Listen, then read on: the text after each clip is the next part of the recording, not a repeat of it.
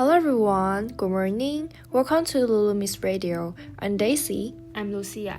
Today we want to talk about someone everyone knows, a very famous person. Lucia, do you know who we're talking about today? I have no idea. Who is it? You didn't even tell me the topic. How am I supposed to guess? Alright, that's actually pretty funny. Okay, seriously. Today we're going to talk about the author of Harry Potter. Everyone seems to know who wrote Harry Potter, but not many people knows why she wrote it, right? Oh, so it's J.K. Rowling. She's extremely famous. So many people have read Harry Potter from the past until now, and it was even adapted into films. But honestly, I don't really know how much about her background. I only know that she's the author of Harry Potter. Haha, exactly. This is why today we're going to talk about J.K. Rowling's background, her life story, and why she wrote Harry Potter. Are you ready? Let's get started. No problem. Everyone knows her success story, but before she wrote Harry Potter, her life was actually difficult. So let's start by learning about her background. J.K. Rowling, whose real name is Joanne Rowling, was born in 1965 in Gloucestershire, England. Her father was an aircraft engineer and her mother was a science technician. Did you know that her parents' meet was actually very romantic? I do. Her parents met and fell in love after getting on a sand train at King's Cross Station. They got married the following years and had read J.K. Rowling, and 2 years later, her younger sister was born. That's right, and this is because of this experience that Rowling later wrote King's Cross Station in Harry Potter. When Rowling was 4 years old, the whole family moved to Winterbourne, and she attended Michael's primary school. I looked it up online and found that it is said the school principals later became the inspiration for Dumbledore. Even as a child, Rowling loved writing fantasy stories and often talked them to her sister. But actually, her teenage years weren't very happy. Her mother was ill for a long time, and her relationship with her father was very tense. They barely spoke to each other. That's right. When she was 60, she applied to Oxford University but wasn't accepted. She eventually went to the University of Exeter, where she studied French and classics. During her time at university, her performance was fairly ordinary. After graduating, she went to London and found a job as a researcher and a bilingual secretary. Hearing all this, it really feels like her life during that period wasn't very smooth at all. Don't worry, I'm not finished yet. The turning point is coming. When she was 25, she took a train to London, but this was delayed for 4 hours during this expected train journey. The image of Harry Potter and inspiration for the story appeared in her mind. So that's the origin of Harry Potter.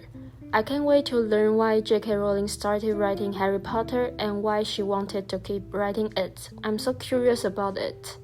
When J.K. Rowling was 25 years old, she was sitting on the train when the idea suddenly came to her mind like lightning. She imagined a boy who didn't know was a wizard, but was going to a wizard school.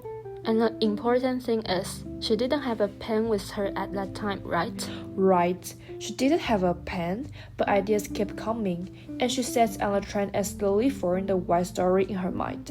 I really think that must have been painful. Exciting but also scary because she might forget it. Exactly. So last night, she started writing her first book, Harry Potter and the Philosopher's Stone. But at that time, she had no idea that a few years later, these words will inspire millions of children around the world. However, not longer after she started writing, her mother passed away. That is really heartbreaking. She never had the chance to share the success of Harry Potter with her mother.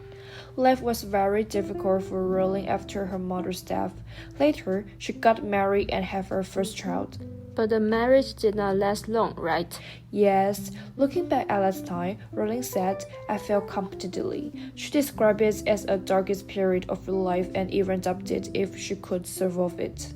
What's special is that, during this dark period, she did not give up writing. Yes, she found comfort in writing and continued to complete the Harry Potter series. Those years test her determination and inner strength.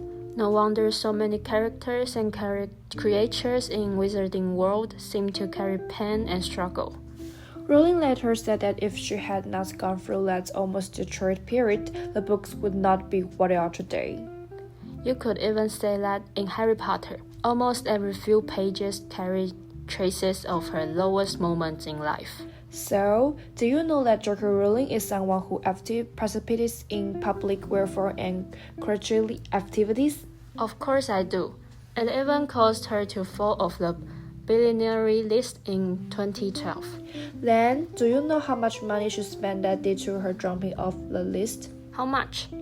According to Forbes, she donates about 160 million US dollars to various charities in 2011. Wow, that's really cool. But why did she want to donate so much money to charity?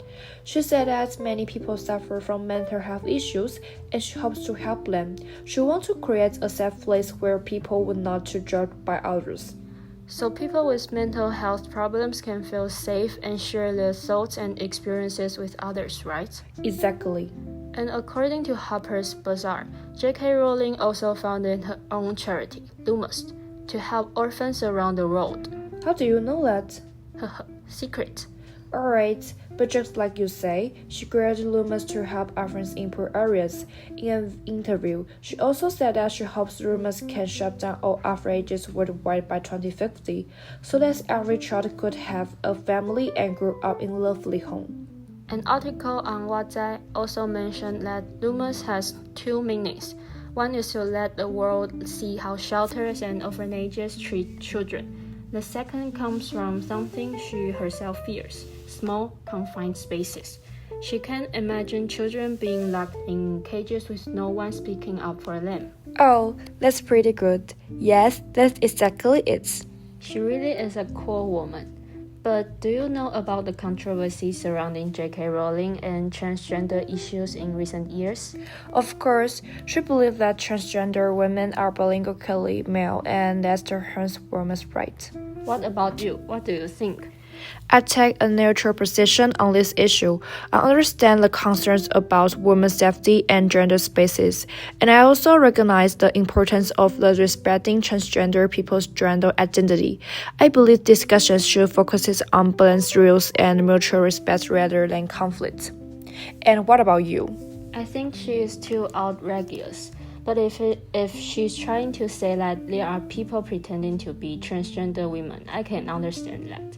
This really does make many women feel uneasy. However, aside from that, I believe that as long as transgender people want to become the gender that they identify as, there's no problem.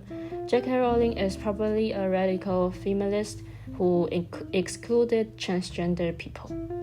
And do you know Lin Yurting? Of course, Taiwan's female boxer.